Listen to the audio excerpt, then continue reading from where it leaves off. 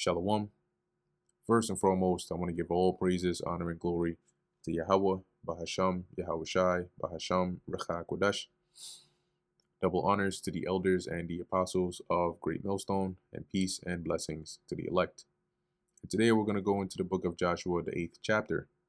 And a brief recap of the 7th chapter. You had a man by the name of Achan, who was of the tribe of Judah.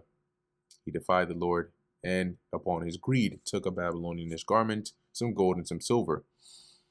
Due to this, right, Israel was slain before the men of Ai, and when it was inquired of, it found out that indeed Achan was guilty of this, and he was stoned and burned along with his family.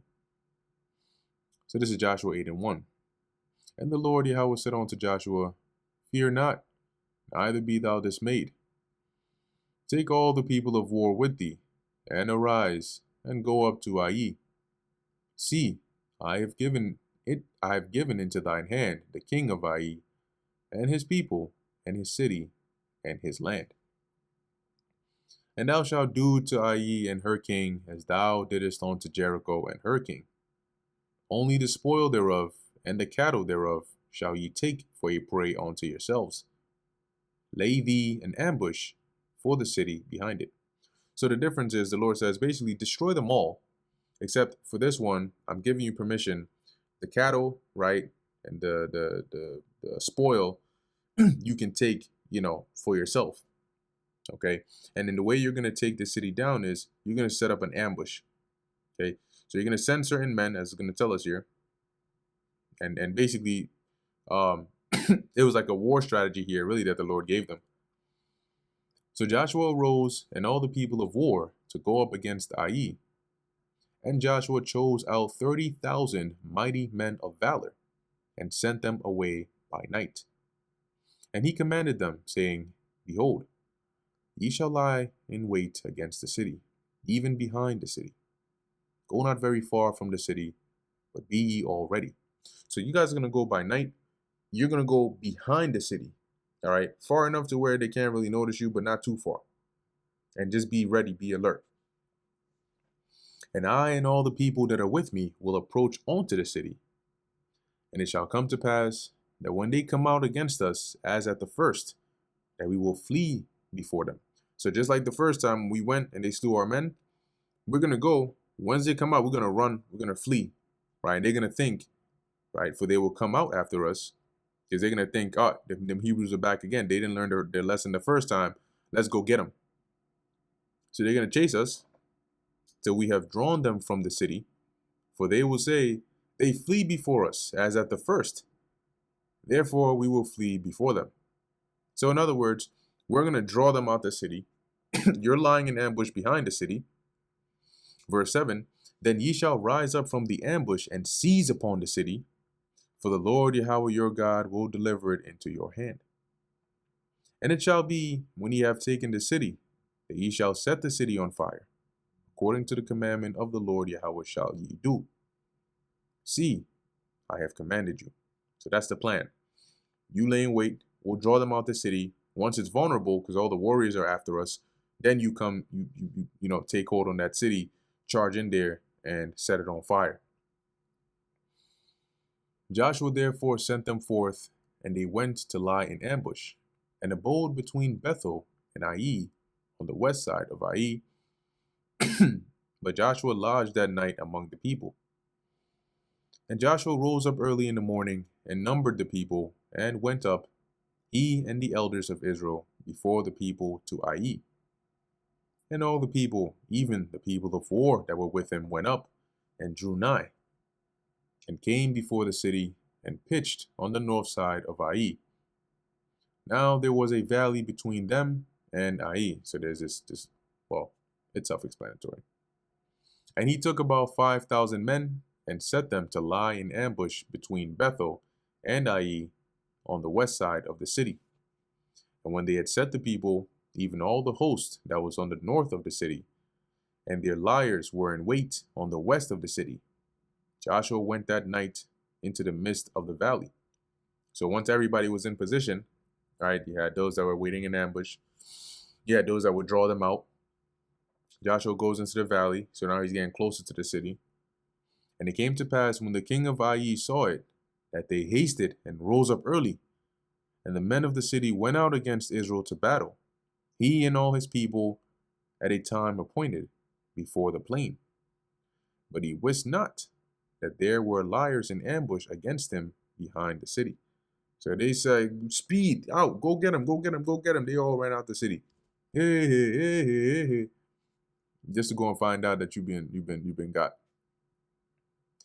And Joshua and all Israel made as if they were beaten before them and fled by the way of the wilderness. So they basically like scrambled as though they were, shit, this is no match for us. We gotta go. We gotta go. And all the people that were in Ai were called together to pursue after them. They say, hey, everybody, I don't care what you're doing. We going after these Hebrews. We're going to put an end to them now. And they pursued after Joshua and were drawn away from the city. And there was not a man left in Ai or Bethel that went not out after Israel. And they left the city open, and pursued after Israel. And the Lord Yahweh said unto Joshua, stretch out the spear that is in thine hand toward Ai, for I will give it into thine hand. And Joshua stretched out the spear that he had in his hand toward the city. And the ambush arose quickly out of their place, and they ran as soon as he had stretched out his hand. And they entered into the city and took it and hasted and set the city on fire. Now this is spiritual because technically from how far they were, because remember Joshua, the ambush was behind the city. Joshua was basically in the front leading them away. So Joshua and those that were with him had fled further away from the city for the inhabitants to chase them. So chances of those in ambush actually seeing Joshua with his hand raised is very little. But the Lord had it all coordinated to where when Joshua did that, that was like the signal, and the Lord put the spirit on those that were in the ambush to rise up and go and do what they got to do. And when the men of Ai looked behind them, they saw, and behold, the smoke of the city ascended up to heaven, and they had no power to flee this way or that way. And the people that fled to the wilderness turned back upon the pursuers. Gotcha. So here it is. They turn around. I say, what's that? And they see the smoke coming from the city, and it's like, oh shoot. And then you got the those that were in ambush on one side, and then all of a sudden, these Israelites that were fleeing before you into the wilderness turn around. And now the hunter becomes the hunted.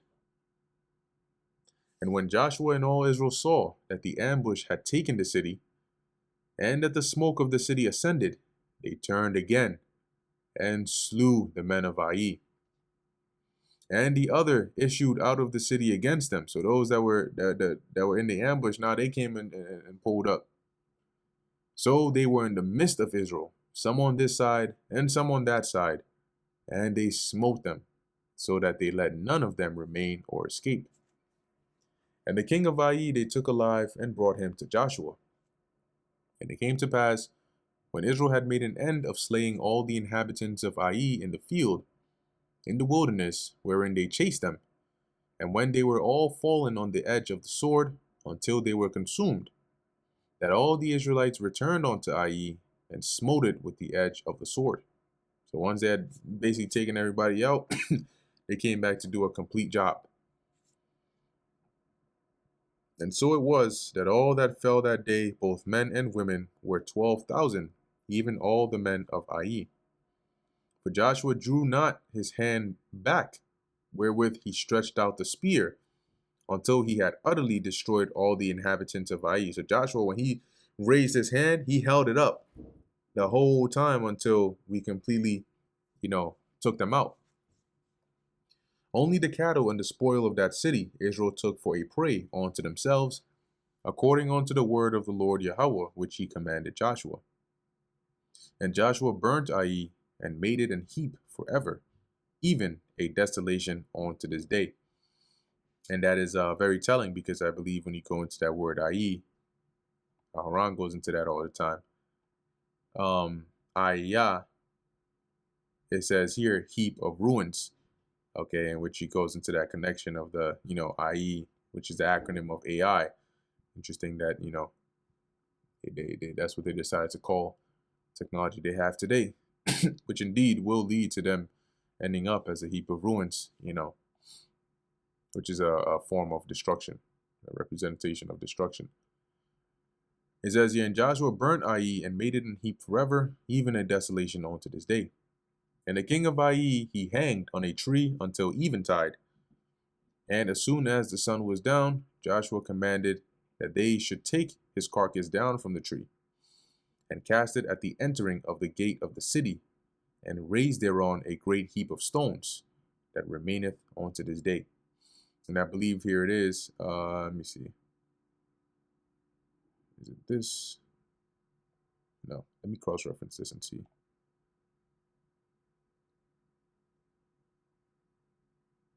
Yep.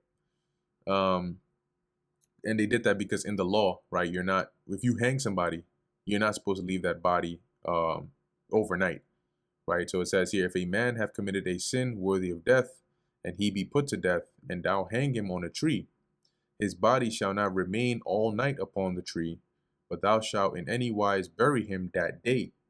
For he that is hanged is accursed of God, that thy land be not defiled, which the Lord Yahweh thy God giveth thee for an inheritance. So there you go. If you're wondering why it is that they took his body down, that's in the law.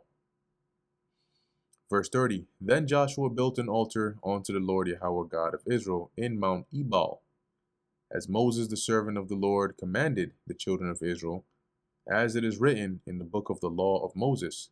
That's in Deuteronomy. I think that's what was being referenced here concerning the building of the altar. An altar of whole stones, over which no man lifteth up any iron. And they offered thereon burnt offerings unto the Lord Yahweh, and sacrificed peace offerings. And what that means of whole stones is the altar that they built, what with the stones that they used, those stones had to be whole. It wasn't one that's like been chipped or cracked or broken, as it says, by any means of like tools that anybody has used. Okay, and that's in Deuteronomy 24 and 7. Sorry, 27 and 4 to 5. And he wrote there upon the stones a copy of the law of Moses, which he wrote in the presence of the children of Israel. And all Israel and their elders and officers and their judges stood on this side the ark, and on that side before the priests, the Levites, which bear the ark of the covenant of the Lord Yahweh, as well the stranger, and he that was born among them. Half of them over against Mount Gerizim, and half of them over against Mount Ebal, as Moses, the servant of the Lord Yahweh, had commanded before, that they should bless the people of Israel. And afterward he read all the words of the law, the blessings and cursings, according to all that is written in the book of the law. There was not a word of all that Moses commanded, which Joshua read not before all the congregation of Israel, with the women and the little ones and the strangers that were conversant among them. And when you go into that word, strangers and conversant, okay, I think it was also used in Samuel, referring to the servants of Nabal, right? It says they were conversant amongst the men of David, meaning they were amongst them. So here it says sojourner, right? A temporary inhabitant, a newcomer lacking inherited rights, of foreigners in Israel, though conceded rights. Now remember that the host, right, that we had, you also had, non-Israelites among them, right? As I mentioned, there was a mixed multitude that left Egypt, but you also had, let me see, I'll look it up here as well, but I believe you had Moses' father-in-law, Jethro, which were the Kenites, if I'm not mistaken, that may have been amongst them at this time as well. But let's look up the word conversant and then let's confirm that. Halak, right? It says to go, to walk, manner of life. So those that were the strangers that were among, when it says conversant, it doesn't necessarily mean like speech, but amongst. Now, let's look up here in Joshua. Let me see. Were the Kenites with Israel during the conquest of Canaan. Yes, the Kenites were allied with Israel during the conquest of Canaan, and some of them journeyed with the Israelites into the land. So there you go. So you had Israelites and you had, some non-Israelites in there as well. Now, even though the word here is gar, right, as it says, sojourner, a temporary inhabitant, which is, really dealing with Israelites. But when you look at the actual situation, right, here, all Israel were coming into the land as like kind of like foreigners, right? Because we were now taking over the land.